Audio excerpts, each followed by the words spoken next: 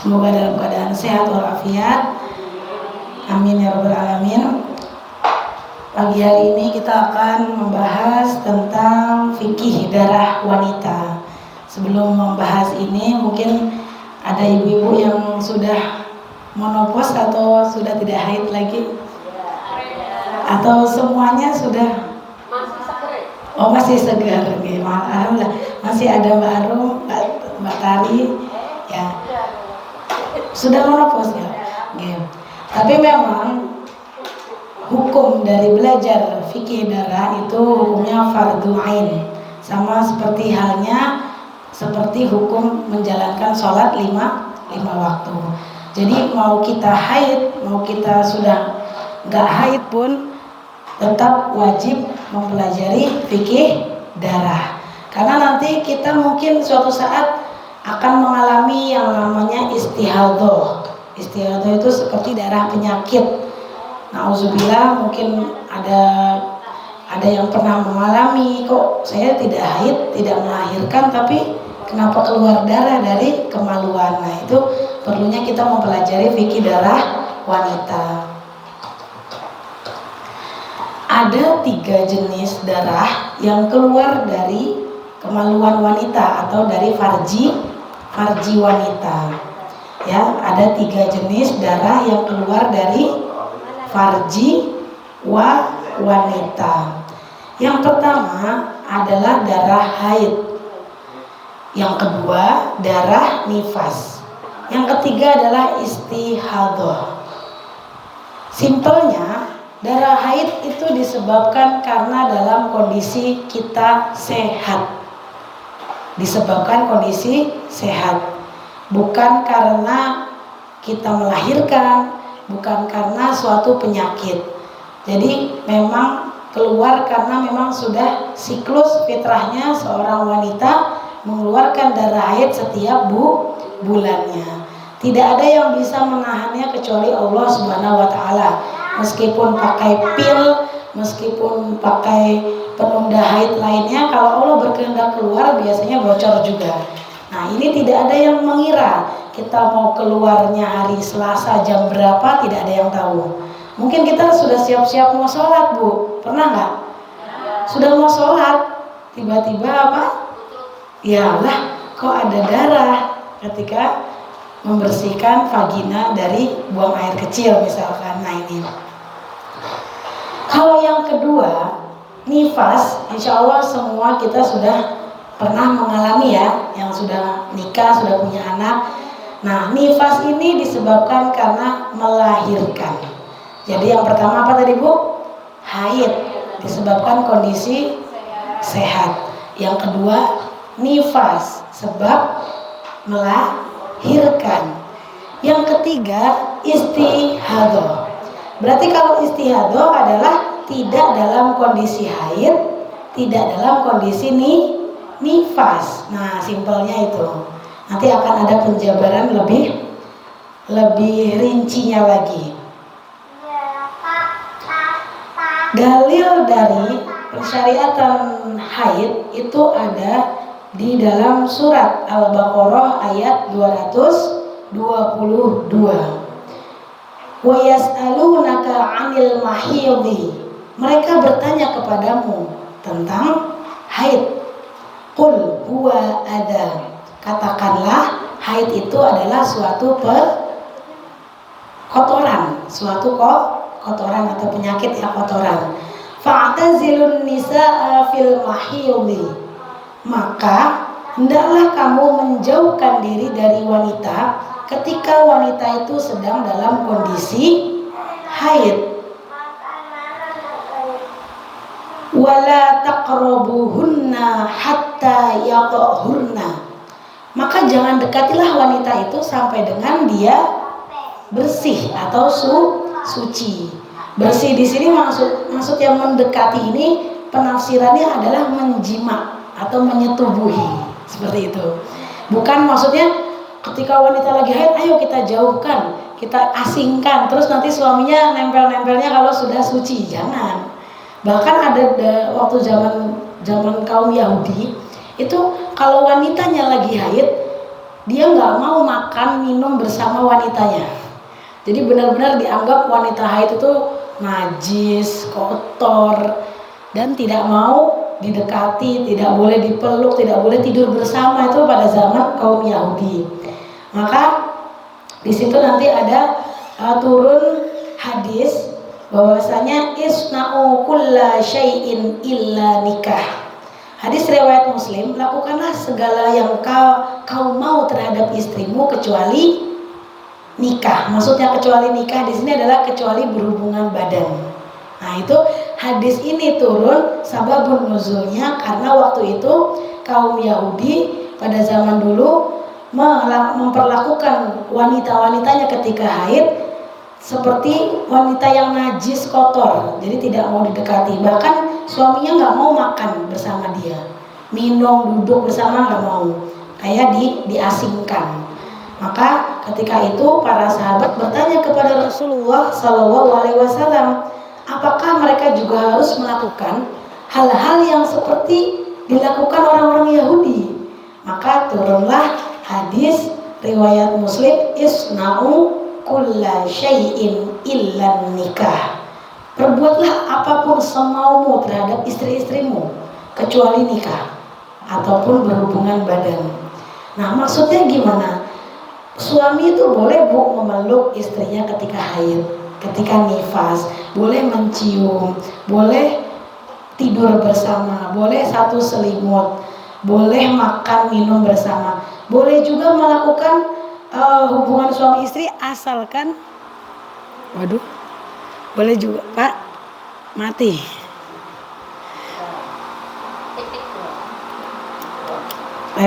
Boleh juga melakukan hubungan suami istri asalkan tidak sampai duhul. Tidak sampai duhul itu maksudnya tidak sampai masuk, gitu. Ini baterainya, mohon maaf, baterainya habis seperti. Habis juga. Ya, cek. Cek satu. Ya, itu alhamdulillah. Cek.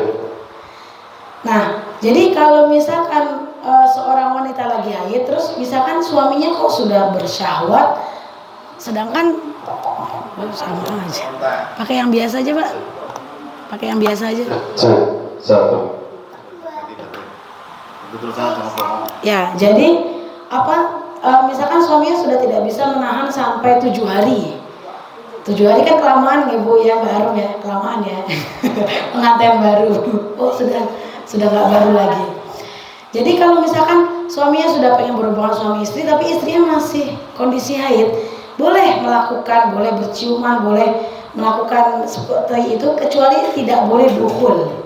Duhul ini artinya masuk, ya, masuk ke dalam kemaluan wanita seperti halnya orang yang berhubungan suami istri. Jadi caranya bagaimana? Maka tutupilah hizar. Hizar itu kain antara pusar kita sampai dengan paha kita. Nah, batasan pusar sampai paha itu tidak boleh dimasuki area laki-laki seperti itu. Jadi untuk lebih amannya, kalau misalkan seorang laki-laki itu masih bisa menahan syahwatnya, maka boleh melakukannya asalkan kita tutupi dengan kain ataupun dengan celana antara pusar kita dengan sampai dengan lutut kita, seperti itu. Tapi kalau misalkan ditakutkan nanti suaminya itu malah masuk gitu karena kita lagi sedang haid, maka sebaiknya tidak usah melakukan hubungan seperti itu. Ya, walaupun nggak sampai dukhul atau masuk, tetapi kita lebih baik mencegah daripada terlanjur berhubungan suami istri ketika wanitanya sedang haid atau sedang nifas.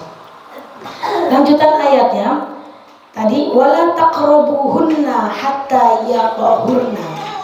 Maka jangan dekatilah mereka, hunna kembali ke wanita, sampai dengan yaqhurna, sampai dengan wanita itu sudah suci. Sudah suci di sini artinya apa, Bu? Bukan sudah berhenti darahnya, tetapi sudah melakukan mandi besar.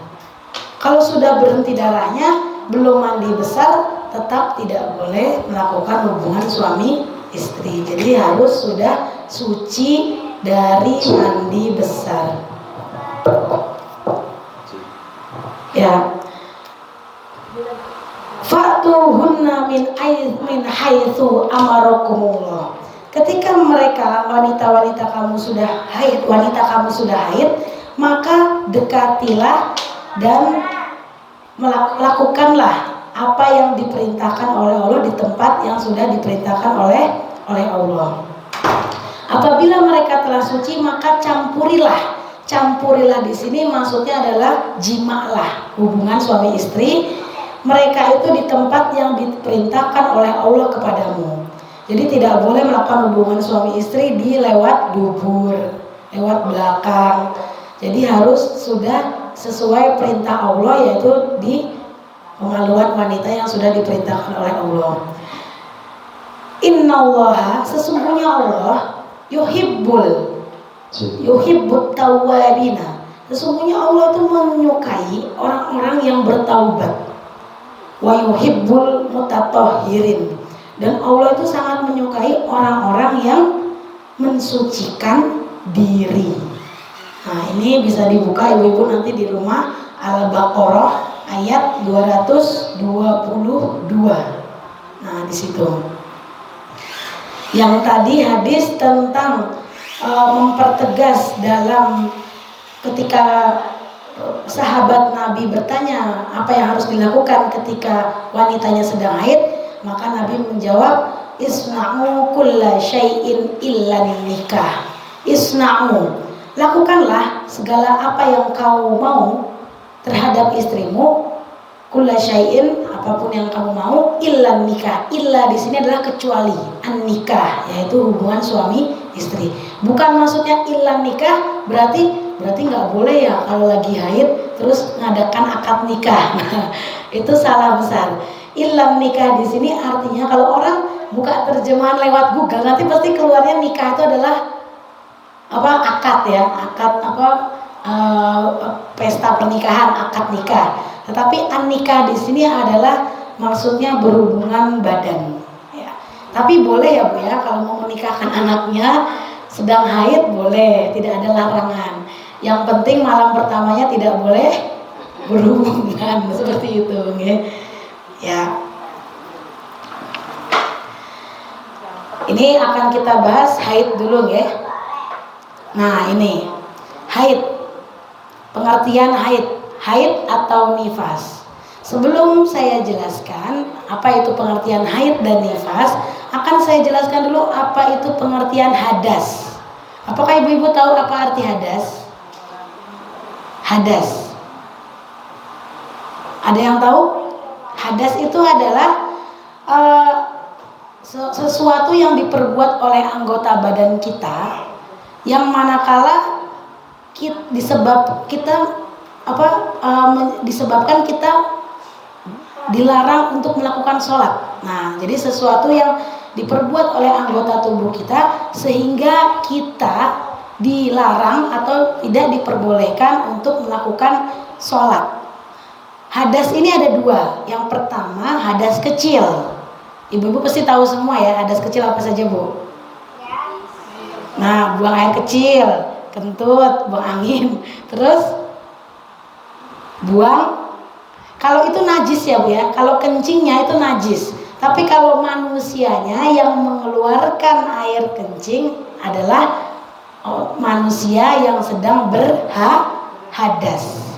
Misalkan saya ke kamar mandi, buang air kecil, berarti tubuh saya berhadas karena saya telah mengeluarkan najis. Kalau kencing, BAB, terus tinja, kotoran, tai itu najis. Najis adalah kotoran. Hadas adalah tubuh kita yang disebabkan akhirnya kita ketika mengeluarkan najis, tubuh kita berhadas, tidak boleh melakukan sholat kecuali sudah berwudu.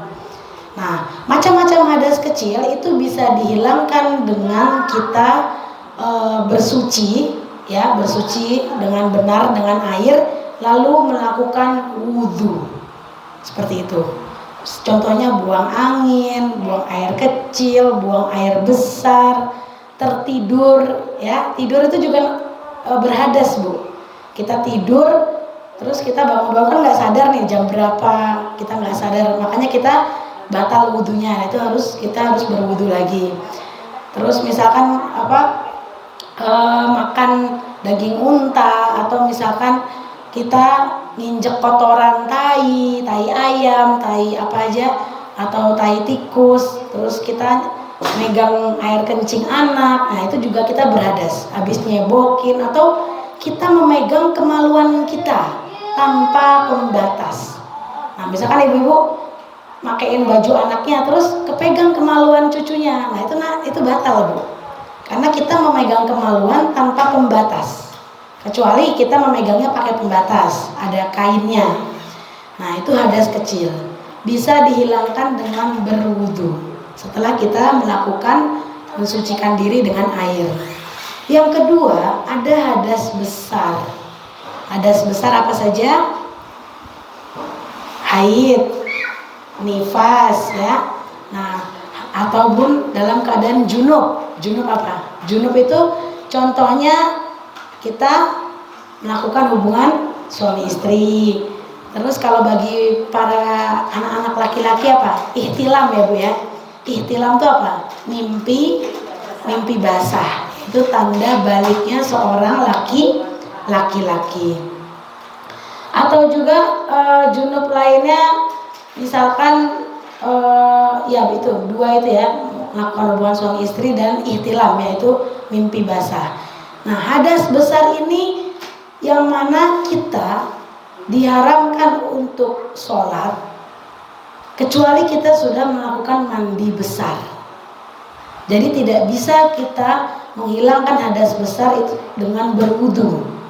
Harus dengan mandi besar, yaitu al-ghuslu. Mencuci tubuh kita dengan air, seperti itu. Haid atau nifas adalah hadas besar. Nah, ini makanya pembahasan kita masuk ke dalam bab hadas besar. Wanita yang mengalaminya maka diharamkan untuk sholat, puasa, baik itu puasa sunnah, puasa Ramadan, dan hal-hal lain yang dilarang saat darah itu keluar. Banyak ya Bu, kalau ibu lagi haid atau nifas yang ibu tahu dilarang apa saja? Sholat, puasa, apa Bu? Ya, membaca Al-Quran, tadarus. Apalagi Bu? Megang mushaf. Apalagi? Tawaf, ya, tawaf karena di area Ka'bah ya. Terus apa lagi Bu? Ada yang tahu? Hubungan? Nah, hubungan suami istri. Terus kalau kita lagi Ramadan berdiam diri di masjid namanya apa? Nah, i'tikaf. Terus apa lagi Bu? Masuk masjid kalau tidak ada keperluan maka haram. Tapi kalau ada keperluan, misalkan ngambil sajadah, bersihin masjid, nyapu, ngepel, boleh. Terus ya hal-hal seperti yang sudah ibu lakukan ya, puasa Ramadan juga nggak boleh, puasa sunnah juga nggak boleh. Ada yang belum ibu sebutkan apa?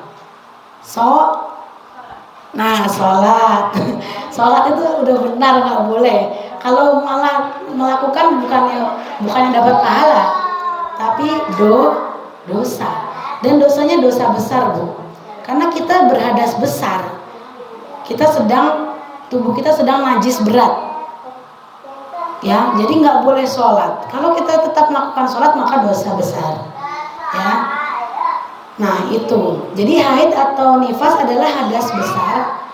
Wanita yang mengalaminya diharamkan seperti tadi ya, sholat, puasa, dan hal-hal yang dilarang.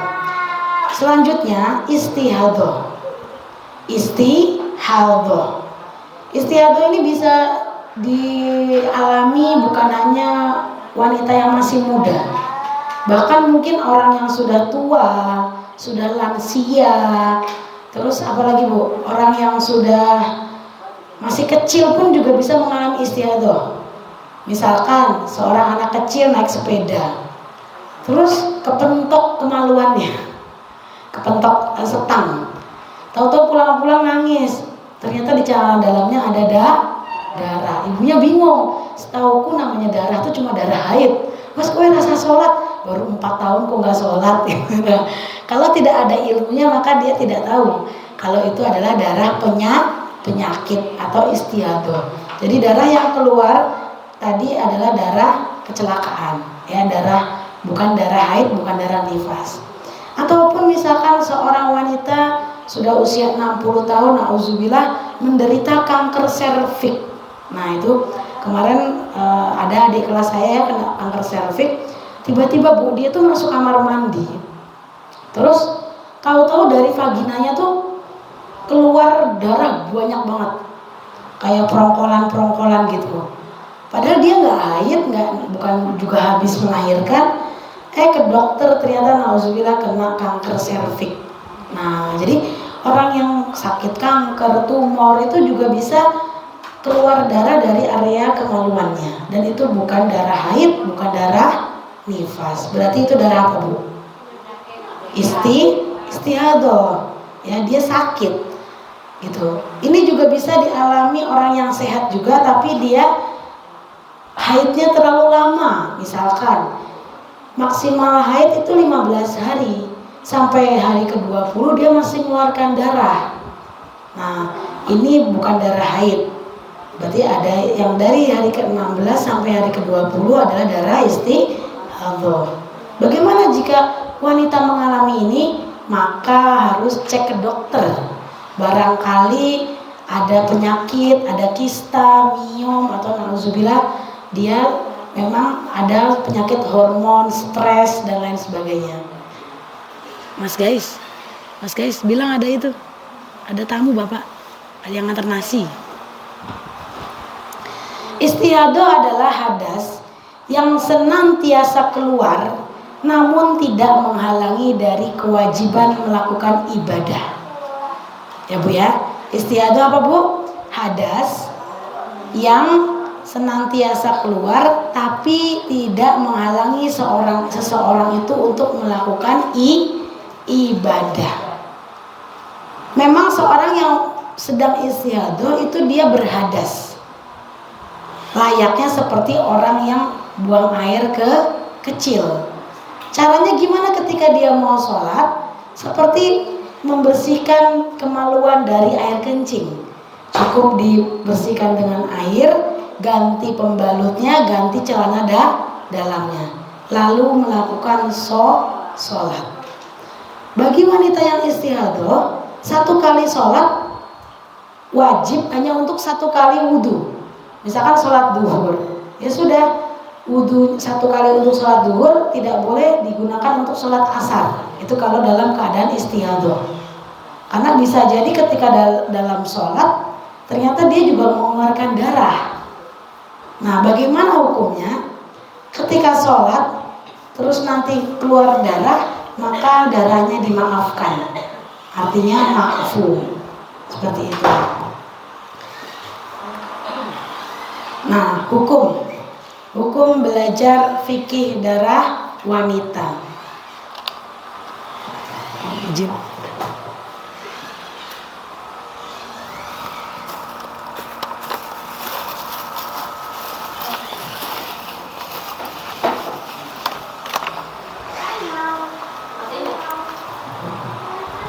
Ya, bisa dicatat Bu yang ada di LCD, hukum belajar fikih darah wanita. Yang pertama adalah fardu ain.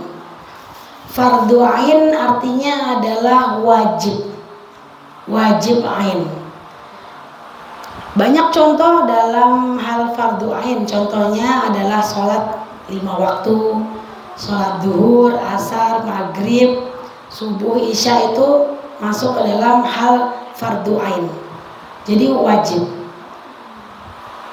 Kalau fardu kifayah itu hukum bagi laki-laki. Jadi kalau hukum belajar fikih darah wanita, bagi wanita hukumnya wajib, seperti halnya kita melaksanakan sholat. Jika tidak melakukannya maka berdosa. Jadi kalau kita pengen belajar fikih darah, memang itu adalah kewajiban setiap wanita Bu. Semua wajib belajar, baik yang pernah mengalami ataupun belum.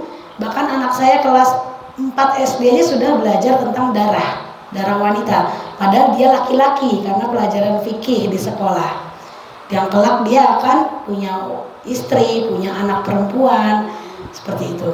Kalau fardu kifayah itu hukumnya sama seperti sholat jenazah. Sholat jenazah kalau sudah ada yang melakukan, maka gugurlah kewajiban yang lainnya. Tapi kalau fikih darah, fardu ain itu setiap orang, setiap wanita wajib mempelajarinya. Tidak terkecuali muda, tua, ataupun dia sudah monopos. Jadi wajib. Jadi ibu-ibu ini sangat beruntung sudah hadir di kajian rumah dakwah, karena diajari bagaimana apa itu darah wanita.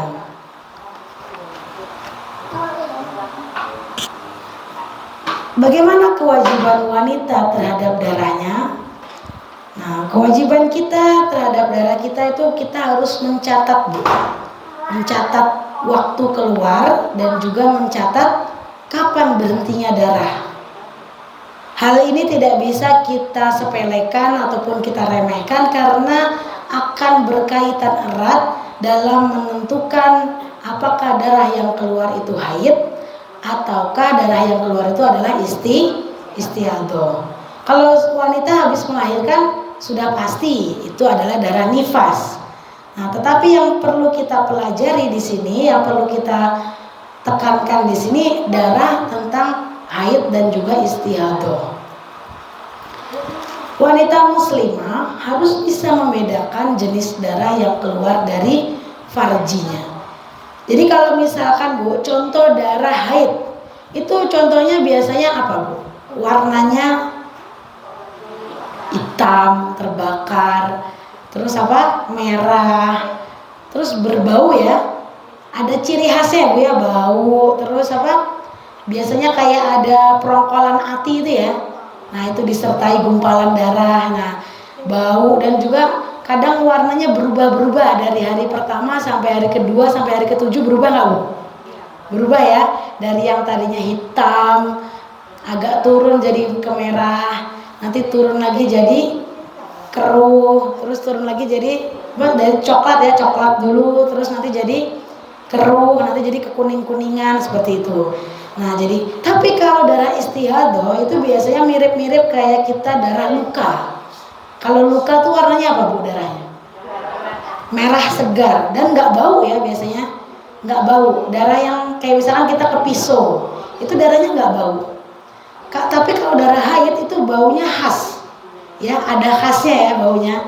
Nah, makanya kalau darah istihadhah biasanya itu bisa kita bedakan dari jenis darahnya.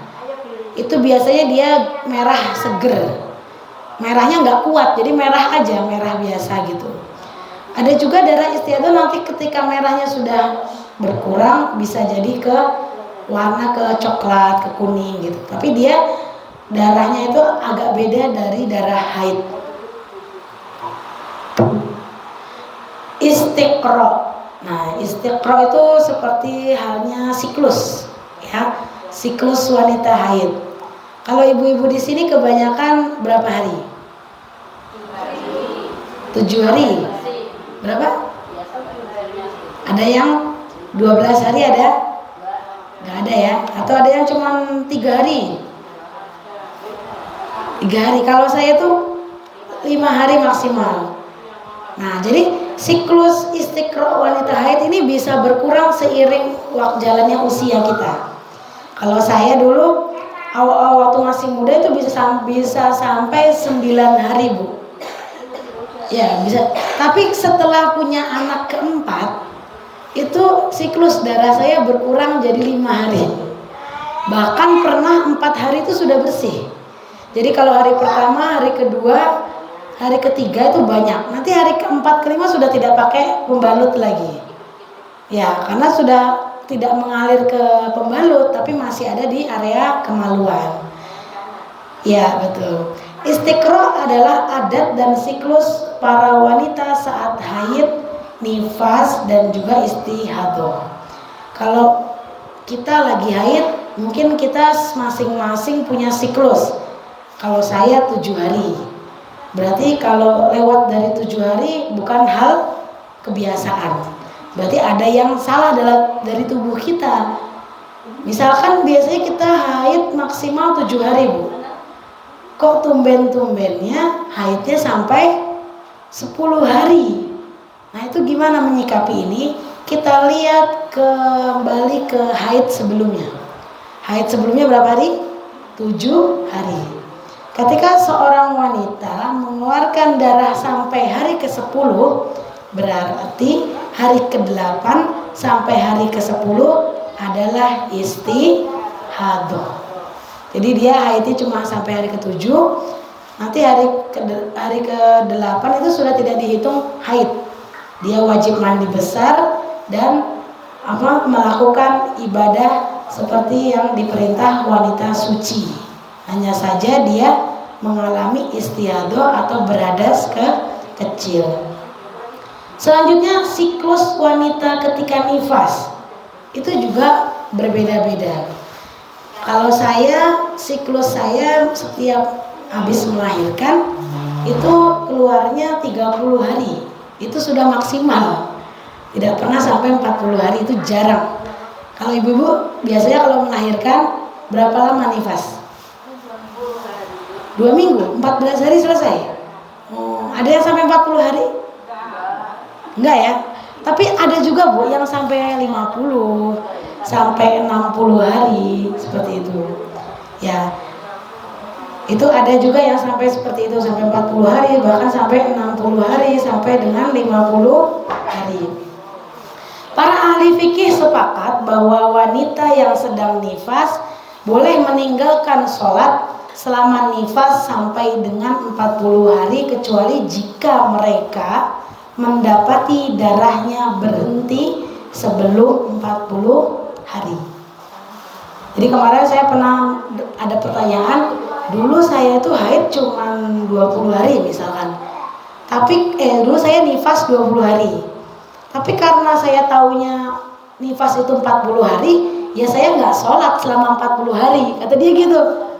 Tapi darahnya berhentinya kapan, Bu? Ya sudah berhenti di hari ke-20 gitu. Berarti hari ke-21 sampai hari ke-40 ibu nggak sholat?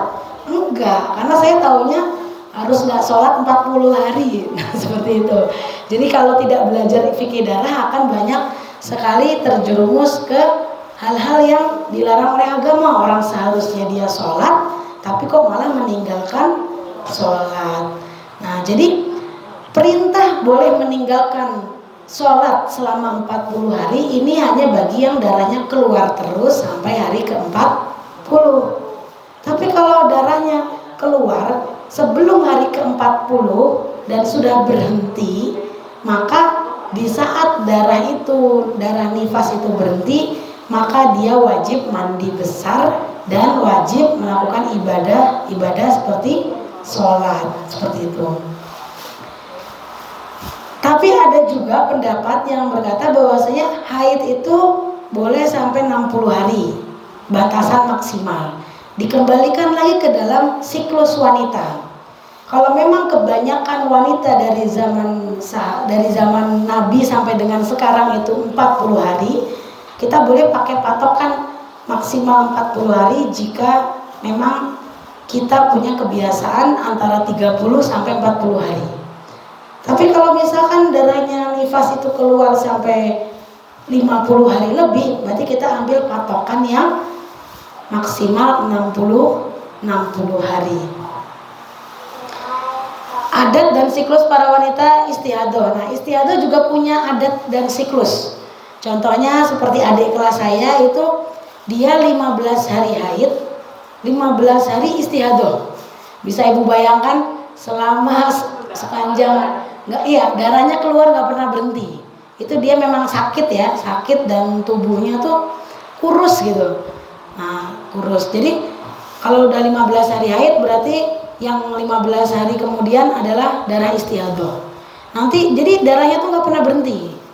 Nah, akhirnya dia rubah pola hidup, makan sehat, makan buah-buahan, konsultasi dokter. Alhamdulillah kayaknya sekarang katanya sudah mulai sembuh gitu. Jadi sebelum nikah dia kayak gitu sampai kayak orang kekurangan darah terus gitu, jadi karena lemes gitu. Nah itu adalah penyakit memang. Nah seperti itu. Hah? Enggak kanker, enggak. Ya hormonal aja, hormonal. Ya. Darah haid darah yang keluar dari farji atau kemaluan perempuan dalam keadaan sehat, bukan karena penyakit atau bukan karena seusai melahirkan. Jadi kalau ibu-ibu sudah jadwalnya, biasanya saya tuh kalau tanggal 20-an sudah waktunya haid. Nah ternyata tiba-tiba tanggal 21 haid, berarti itu hitungannya sudah kita hukumi sebagai haid. Tapi kalau misalkan lebih baik lagi, ibu-ibu punya catatan kemarin berhenti darahnya tanggal berapa. Oh misalkan darah saya berhenti kemarin tanggal 1 November. Berarti kalau saya keluar darah di tanggal 20 November, berarti tanggal 20-nya haid atau istihadah? Tanggal 1 berhenti. Tanggal 20 November kok haid atau keluar darah. Nah itu kita hukumi sebagai apa? Kenapa istihadah? Belum 15 hari, tanggal 1 berhenti, tanggal 20. Nah, berarti dia sudah suci lebih dari 15 hari. Maka tanggal 20 adalah darah haid. Darah haid. Karena sudah suci 15 hari. Tapi kalau misalkan darah kita berhenti tanggal 1, ternyata tanggal 10 kita keluar darah. Nah itu darah apa? Istihadah. Karena apa? Masa suci kita kurang dari 15 hari. Nah itu cara kita pentingnya mempunyai catatan.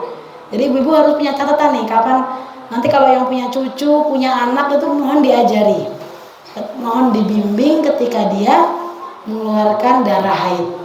Ya biasanya ibu-ibu yang di depan saya rata-rata sudah punya cucu kelas 5 SD ya, 5 SD, 6 SD tuh nanti kalau tanya, "Nek, kok aku keluar darah?" Nah, waduh, nenek ya nggak ngerti. Nah, takutnya kayak gitu. Makanya kita harus bimbing.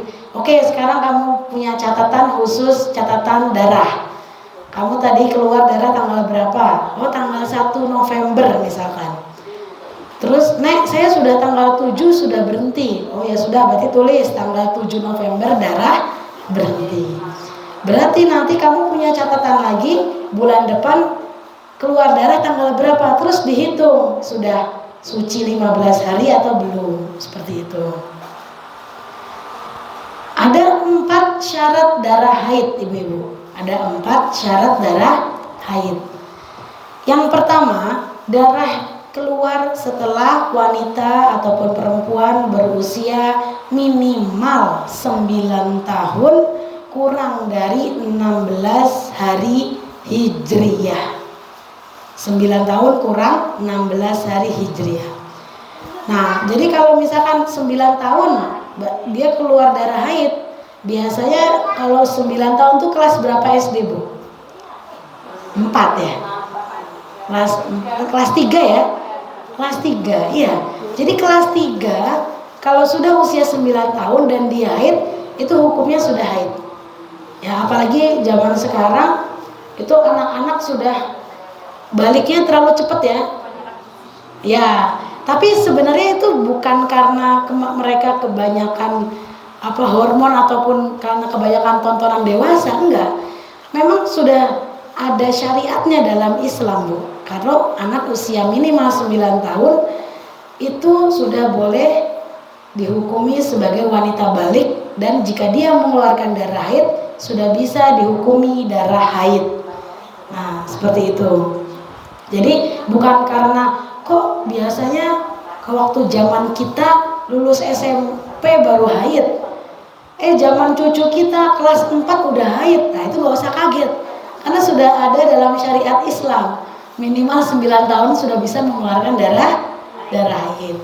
Begitu juga perintah dalam menjaga aurat atau menutup aurat, itu juga di usia 9 tahun sudah harus kita tekankan dalam menutup aurat. Jadi anak-anak kelas 3 SD, Bu, itu juga harus sudah pakai jilbab loh, Bu. Kalau kita zaman dulu, kalau belum SMP masih boleh buka-bukaan gitu ya, kalau zaman saya kecil gitu. Tapi ternyata dalam syariat Islam sudah diperintahkan kita untuk menyuruh anak-anak kita yang sudah usia 9 tahun untuk menutup aurat. Jadi usia 9 tahun kalau ibu-ibu punya cucu, punya anak, itu mulai Bu, diajari pakai jilbab. Sudah 9 tahun, diajari batasan-batasan aurat. Kamu nggak boleh loh tidur sama masmu yang laki-laki. Kamu nggak boleh loh tidur sama ayahmu. Ayah juga harus pengertian, jangan menganggap anaknya masih kecil terus digendong-gendong. Bahwasanya anak itu sudah 9 tahun sudah balik, seperti itu. Yang kedua, darah haid syaratnya minimal keluar 1 kali 24 jam. 1 kali 24 jam. Saya pernah mengalami keluar darah, kalau nggak salah cuma 3 jam. Jadi darah itu keluar 3 jam, habis itu nggak keluar lagi. Saya pikir, dulu kan saya pikir, asik dah nggak jadi sholat gitu. Ternyata tak tunggu-tunggu sampai malam, kok darahnya nggak keluar lagi gitu. Nah, itu gimana menyikapinya? Itu bukan darah haid, melainkan darah istihadah atau darah penyakit. Terus gimana sholat kita yang tadi kita tinggalkan? Misalkan selama 3 jam kita sudah meninggalkan sholat duhur, sholat asar, maghrib, isya. Maka kalau kita sudah yakin tidak sampai 24 jam, tidak perlu kita tunggu lagi sampai besok, maka kita langsung saja bersihkan area vagina kita tanpa mandi, tidak usah mandi besar. Setelah itu wudhu dan sholat. Karena bukan darah haid, jadi tidak perlu mandi besar. Dan kita wajib mengqadha. Mengqadha itu artinya apa? Mengganti sholat kita yang tadi kita tinggalkan saat kita keluar darah. Karena kita mengira darah haid. Nah, dan tidak berdosa, Bu. Karena apa? Ketika darah itu sudah keluar, itu kewajiban kita yang pertama tinggalkan sholat, tinggalkan puasa, batalkan puasa kita. Nah, perkara ternyata tidak sampai 24 jam, maka nanti cukup kita mengqadhanya saja. Yang terpenting adalah darah ini keluar dalam siklus haid. Nah, gitu. Kalau misalkan baru juga kita sholat 5 hari kok keluar darah lagi, nah itu sudah dipastikan darah istihadah. Tidak perlu kita anggap ini darah haid, tidak perlu ditunggu 24 jam. Jadi kalau cara menghitung 24 jam, darah kita keluar jam 1 malam, misalkan jam 1 pagi. Tapi jarang ya Bu ya, yang jam 1 pagi bangun ngecek darah gitu. Atau jam 1 siang misalkan. Darah kita keluar jam 1 siang, hari Senin. Berarti jam 1 siang hari Selasa masih keluar darahnya, sudah. Berarti kita aman. Itu namanya darah haid. Nah, cara ngeceknya nggak usah setiap 5 menit cek, nggak usah. Setiap kita rasakan ada aliran darah yang ngalir dari kemaluan, oh sudah kita haid itu. Ada juga 24 jam ini bisa kita kalkulasikan dalam bentuk potongan-potongan jam. Misalkan hari Senin keluar darah 3 jam. Habis itu berhenti Bu. Saya tunggu lagi lah ke hari Selasa. Ternyata hari Selasa keluarnya cuma 5 jam. Berarti sudah berapa hari? Sudah berapa jam? 8 jam. Nanti hari Rabu darah keluar berapa jam lagi? 5 jam lagi. Hari Kamis 5 jam lagi. Setelah kita kumpulkan selama 4 hari itu, misalkan total keluar darah kita 24 jam, berarti selama 4 hari itu terhitung semua sebagai darah haid, seperti itu. Jadi ada juga memang wanita Bu yang keluarnya terputus-putus ya. Ada juga yang keluarnya lancar sampai 5 hari lancar darah terus. Ada juga yang sore nggak keluar, malam keluar, pagi nggak keluar, siang keluar. Nah itu yang penting kita punya catatan. Ya, kita punya catatan berapa jam saja darah-darah kita ke keluar. Yang ketiga, syarat darah haid antara 2 siklus haid, dari haid bulan Oktober ke haid bulan November, harus dipisahkan minimal masa suci 15 hari.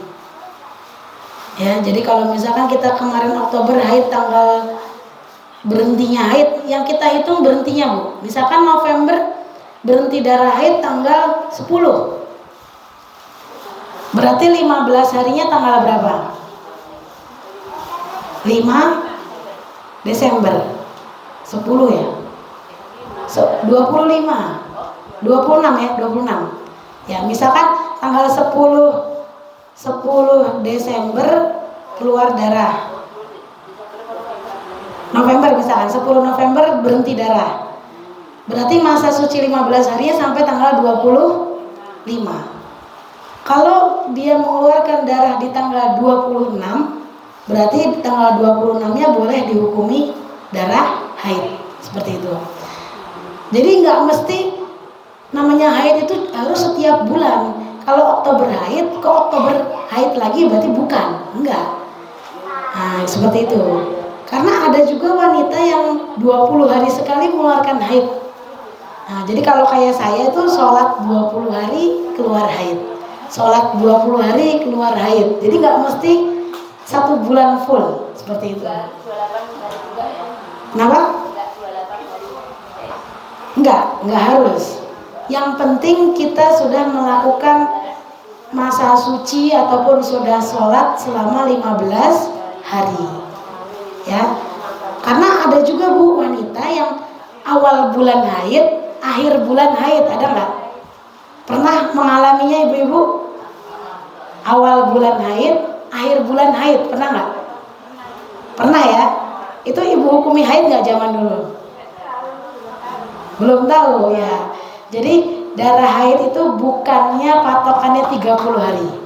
Patokannya adalah masa suci minimal 15 hari, harus sudah, setelah itu baru keluar haid, baru yang setelah masa suci itu baru dihukumi haid. Seperti itu. Jadi dipisahkan antara haid kita sebelumnya dengan haid kita yang akan datang, harus dipisahkan masa suci minimal berapa? 15 hari. Yang keempat, syarat darah haid yang keempat adalah dia tidak keluar lebih dari 15 hari 15 malam. Tidak keluar lebih dari apa Bu? 15 hari 15 malam. Kalau ada wanita yang haid sampai hari ke-18, berarti yang haid yang mana Bu? Ya, 1 sampai 15. Yang hari ke-16, 17, 18 adalah darah istihadah. Ya, ini syaratnya cuma 4 aja. Kalau misalkan kita mendapati haid, sudah kita rinci. Yang pertama, jelas kita sudah usia berapa? 30, 40, 50. Kalau keluar darah berarti haid. Oh, yang kedua, darahnya keluar udah lebih dari 1 hari, berarti haid. Yang ketiga, kemarin saya sudah sholat 20 hari kok. Oh yaudah, berarti haid.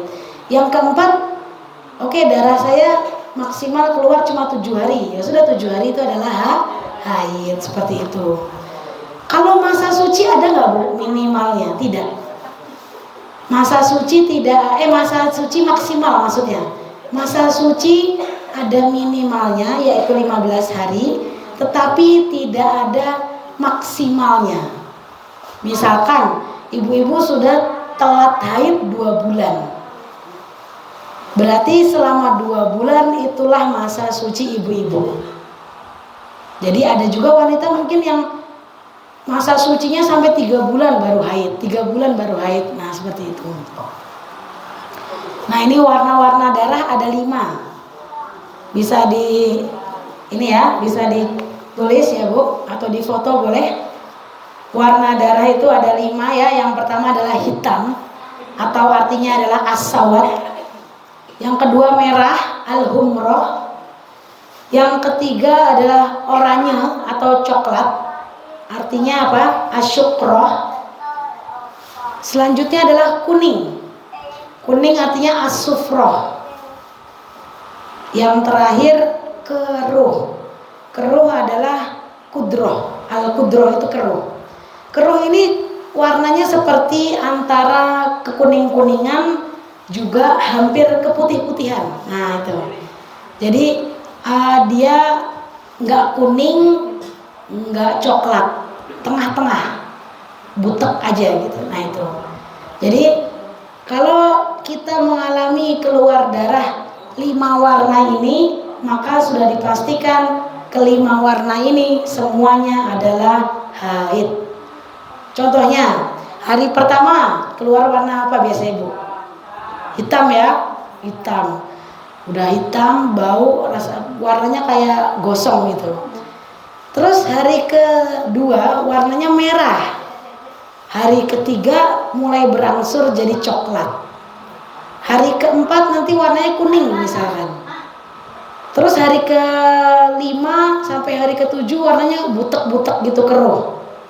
Berarti ke-7 hari semuanya dihitung haid. Sampai apa batasannya? Sampai keluarnya qasah baydho. Qasah baydho artinya adalah cairan putih bening kayak keputihan, lendir putih. Ada 2 penafsiran. Qasah baydho yang pertama, keluarnya cairan putih bening atau lendir dari area vagina setelah berakhirnya masa haid.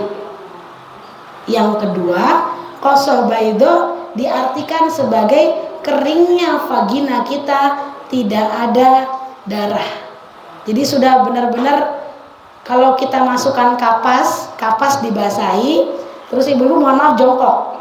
Terus nanti kapas itu kita masukkan ke area vagina kita. Kalau didapati di kapas itu kosong, tidak ada lendir, tidak ada merah-merah, dan kapas kita warnanya bersih, itu penafsiran qasah baydho yang kedua, sudah berhenti haidnya.